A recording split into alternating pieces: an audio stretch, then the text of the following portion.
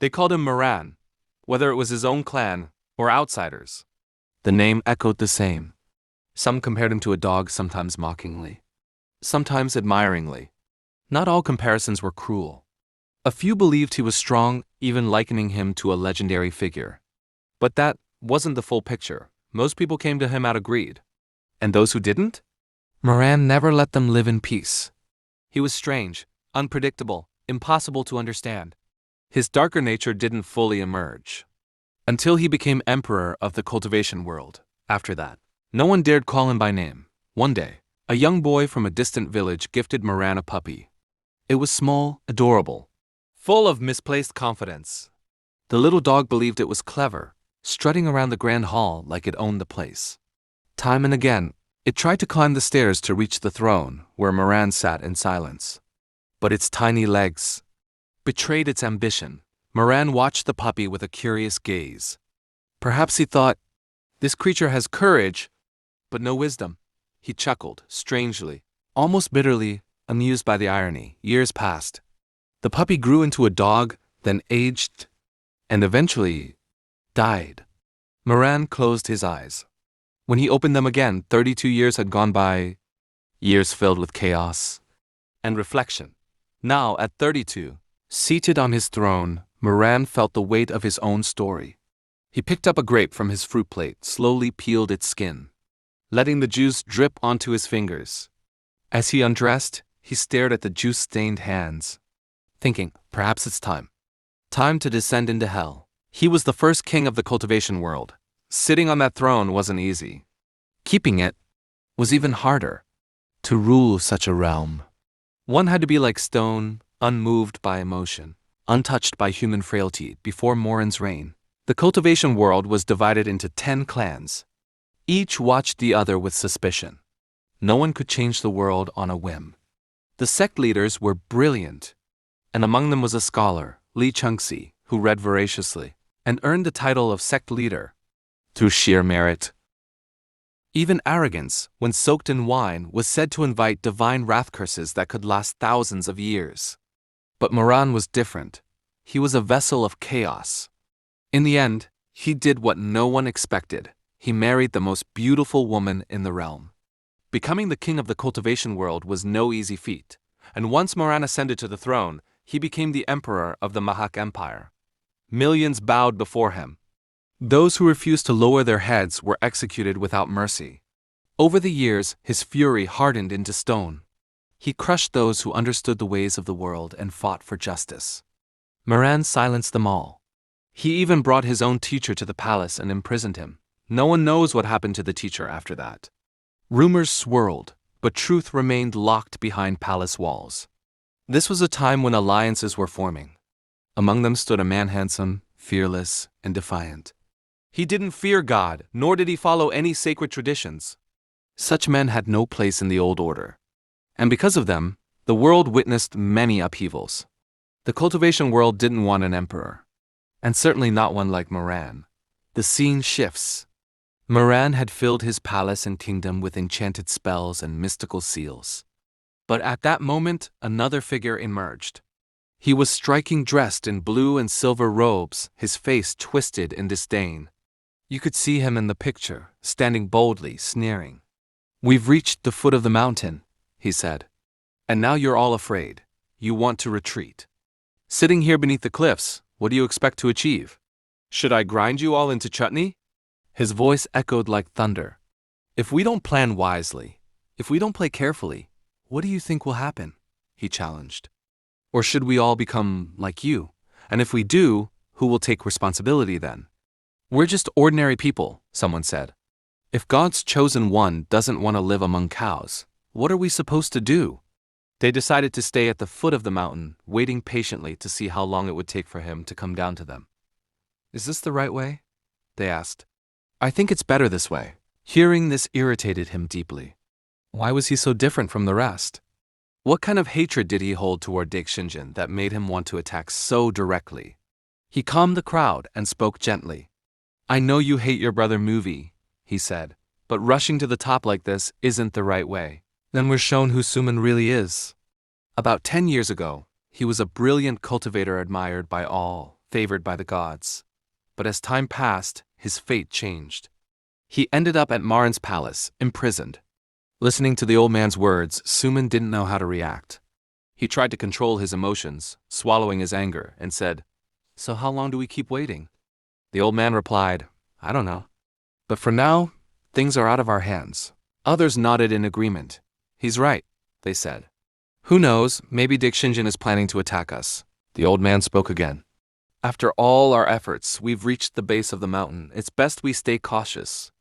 And if Muvi is in danger, then all our lives are at risk. Who will take responsibility then?" "Responsibility?" someone echoed. "Fine, let me ask you, who took responsibility for my beloved? Did anyone care about their life?" And with that, the first part of Chapter 1 comes to an end. If you want to see the second part, head over to the playlist on the channel with the same name. It's already uploaded. Keep watching the story unfold. Suman spoke again, his voice cutting through the silence. "But in the end, who stopped me?" He asked. "If I hadn't risked my life, would any of you be standing here today?" The crowd fell quiet. "It's been years," he continued. "As far as I know, he may not even be alive anymore. You've waited for him for 10 years, so why the sudden urgency now?" "You tell me." Someone met his gaze and nodded. "You're right," they said. "You can't corner us like this," Suman replied firmly. He truly wanted to forget them all and move on. But his emotions wouldn't let him. It felt like he was on the verge of tears. Then, calming himself, he whispered, "I feel sorry for him." Another voice broke the silence. "It feels like we're nothing." "Don't say that," someone responded gently. "It doesn't suit you." Then, quietly, someone else added, "But wasn't he a disciple?" "If you ask me, as a gentleman, he had a responsibility. Saving us wasn't some heroic act, it was expected. He should have taught us something," they said. "So what's the point of all this pointless talk?" The comment was bitter, and it threatened to sour the mood. Someone quickly silenced the speaker and said, "What kind of nonsense are you spouting? Watch your words." He turned towards Suman and said, "Young man." Suman looked at him and replied, "How am I supposed to stay calm? It's easy for you to say these things. But for me, he was my beloved. My beloved, I haven't seen him in years. I don't even know if he's alive. I don't even know what he's doing," he said, his voice trembling. "So how can you expect me to stand here peacefully?" He began to breathe heavily, his eyes turning red. "What do you think?" he shouted. "You'll just wait here and Muvi will come down from the mountain and bow before you all?" Someone tried to stop him. "Besides my beloved, I have no one in this world. If you don't want to go—" Meanwhile, the mountain was growing darker. Ghosts roamed restlessly, but Suman reached the top of the mountain. In the darkness of night, Morin's palace looked serene and beautiful, lit only by candlelight. At that time, he had always harbored hatred, but somehow he still found moments of happiness with her. He never truly understood what it meant to be a crowned queen, nor did he grasp the real meaning behind it. Then something struck him like lightning. A thought crept into his mind. Was Muvi planning to die? Is that why he had a grave dug for himself? But why would he do it with his own hands? Still, he didn't dismiss the thought. Moran was the kind of man who fought until the very end, so what was he trying to do? As far as he knew, Moran never backed down from a fight. In all these years, no one had ever been born stronger than Moran, so what had he seen that made him take such a step? Suman looked ahead and walked straight out. He had that empty grave dug for himself. He dismissed his servants and cast transportation spells around the area so no one could enter, not even by accident. Then he drank the city's essence, his cultivation level so powerful it could absorb it all. The door creaked open. Moran heard it, but didn't lift his gaze. He simply spoke. The hall was silent. He placed his hand over his mark. People used to think of him like a Rakshasa, a 6-armed demon. His nose was straight and long, his lips soft and thin. From a distance, one might think he was a cheerful and kind man. But when he looked toward the figure, he understood. And then, finally, he opened his eyes. His eyes shimmered with a texture of purple and black. To Shama, it felt as if they held something unknowable, something ancient and unreadable. "You remembered him," someone whispered. "You were given to him," another voice said. "Fool," Moran snapped. "Think for a moment. Even if my hands were stained with war, do you really think I'd let him live in this world? Doesn't that make sense to you?" "No," came the reply. "You wouldn't do that." "You couldn't," Moran laughed. I'm not a sage. You speak without thinking. You only know how to talk. How could he change so much? Someone murmured. He wasn't like this before. Then he asked, Movie, are you still human? Moran lifted his eyes and replied, You should remember how he used to care for you. He smiled faintly and continued, Or maybe you're trying to remind me that it was because of you. He paused, lost in thought. Just once, he said, try thinking beyond your hatred. Remember how he taught you cultivation and martial arts. He always protected you. He taught you how to read and write. How could you forget that? He even learned to cook for you. He cooked for you. He did everything for you. He waited for you. From morning till night, hoping you'd return. But you never came. There were so many things. His words were harsh, someone admitted, but I know he cared for you. He truly did. So how can you do this? After a long silence, someone finally spoke. And then for a while the hall fell into deep quiet. It was as if a fire was burning inside him. And he said, No matter what happens, in the end, I used my magic to keep his body from decaying, he said softly. It still looks like he's just asleep. Moran grew quiet, forcing himself to remain composed. It was only because of his picture spell that the body hadn't turned cold yet. If you miss him so much, he added, then know this. He closed his eyes. The city had finally reached his heart. He knew his brother was fast, always had been. Then the scent of flowers drifted through the air, and it reminded Moran of a birthday long ago. He still didn't know why he had chosen to end his life.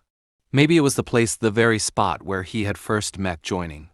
The fragrance of the flowers was so rich, so overwhelming, that it made him feel something he hadn't felt in years. He lay down in his robes, watching the petals float above him. One by one, they began to fall layer upon layer like memories of the past slowly fading into the present. Moran's life had begun like that of an unwanted child, born with nothing. He endured countless trials and in the end became the only emperor this world had ever known. There was no one greater. Even if he had once had someone, in the end he had nothing left. Not even a name carved on his grave. It remained empty just like his life, which had run out of words. And so the story of the first emperor of the cultivation world was left unwritten. After 10 long years, the spectacle was finally coming to an end. Hours later, people began to gather one by one around the place where it had all begun.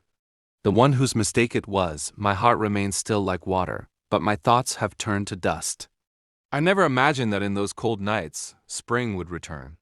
Was this all the will of the gods? The song playing in the distance was sweet and melodic. Its gentle tune, filled with longing, pierced Moran's head like a blade. The pain made him furious. What is all this noise? He shouted, Who is that ghostly woman singing? I command silence. But then he froze. Wait, wasn't she already dead? What was happening? Moran's eyes flew open. His mind was flooded with the memory of how she had died. Yet when he looked around, he found himself lying on a bed. It wasn't his palace. But it wasn't unfamiliar either. Panic surged through him. He knew this place. It was a place people rarely spoke of. A place whispered about with shame. A brothel. And when you left that place, you always felt like you'd made a terrible mistake. Moran had once been known to frequent such places. At least 10 days out of every month, he'd vanish into Vaishali. But later, that brothel was turned into a liquor shop. He remembered he was 20 when that happened. But wait, Moran had died. If he was dead, then what was this? Could it be that he had committed so many sins in his life that even death couldn't hold him?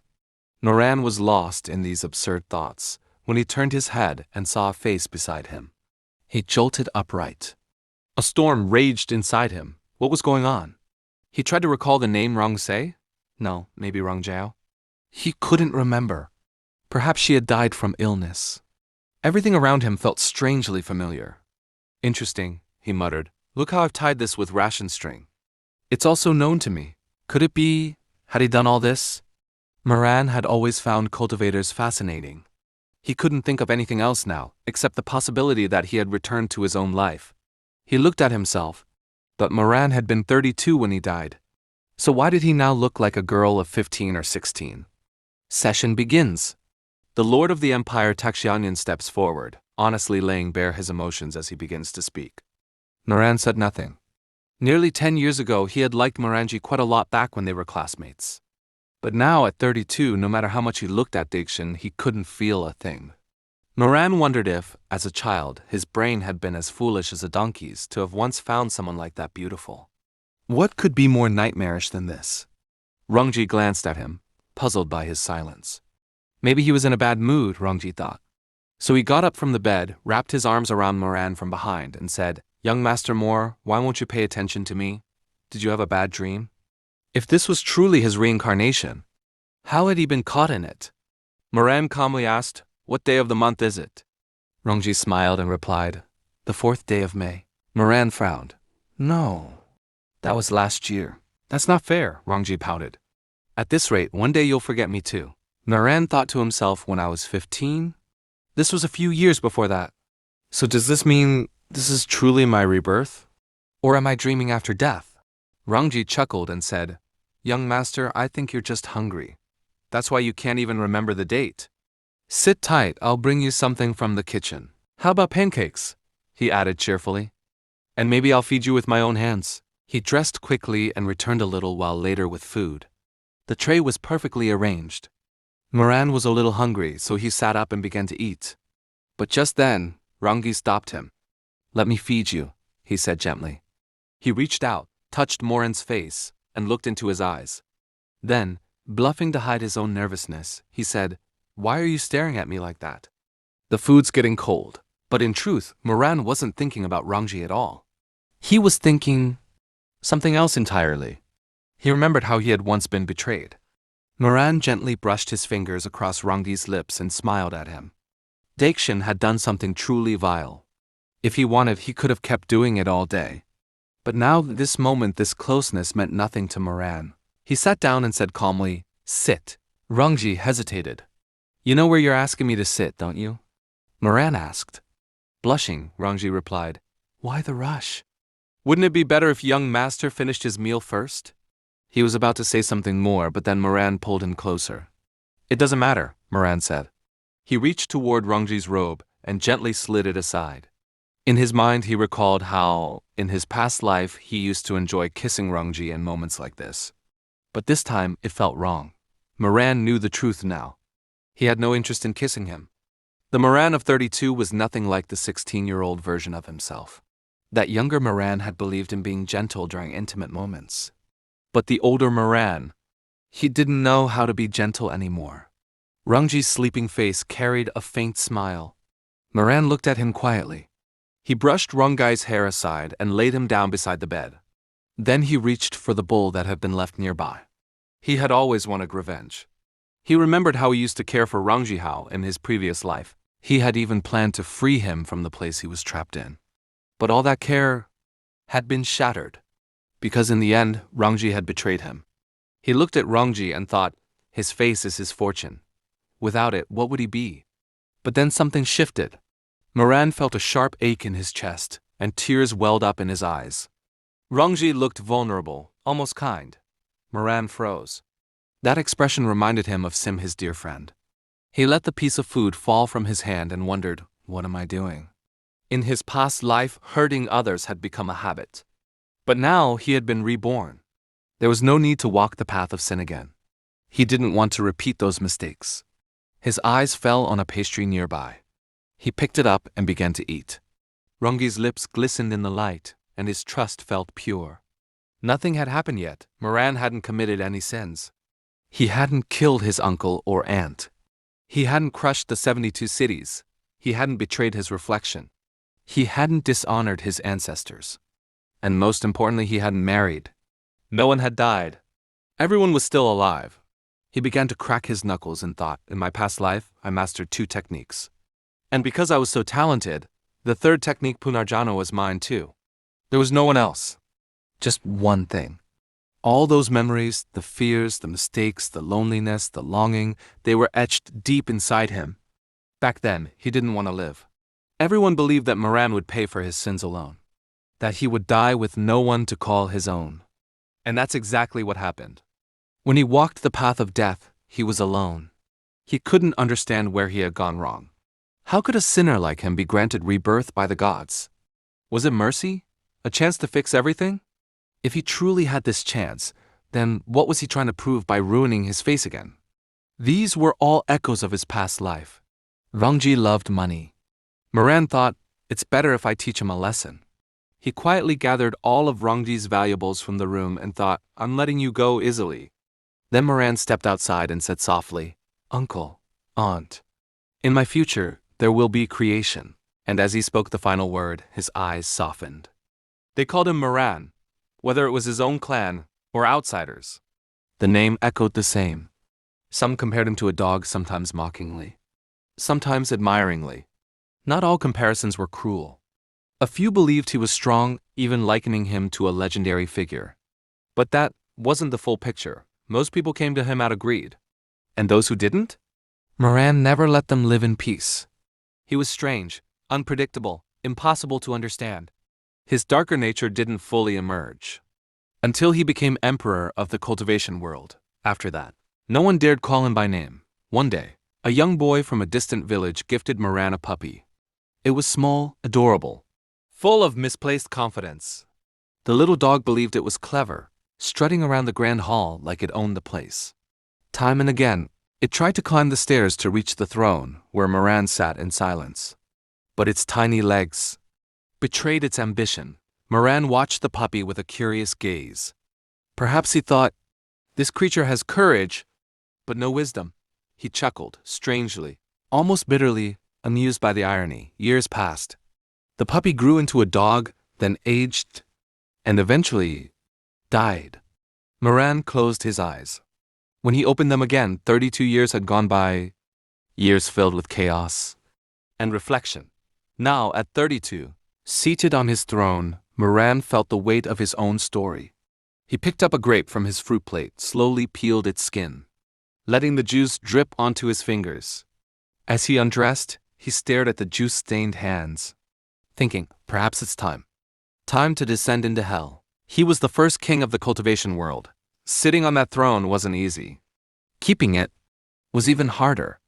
To rule such a realm, one had to be like stone, unmoved by emotion, untouched by human frailty. Before Moran's reign, the cultivation world was divided into 10 clans. Each watched the other with suspicion. No one could change the world on a whim. The sect leaders were brilliant, and among them was a scholar, Li Chengxi, who read voraciously and earned the title of sect leader through sheer merit.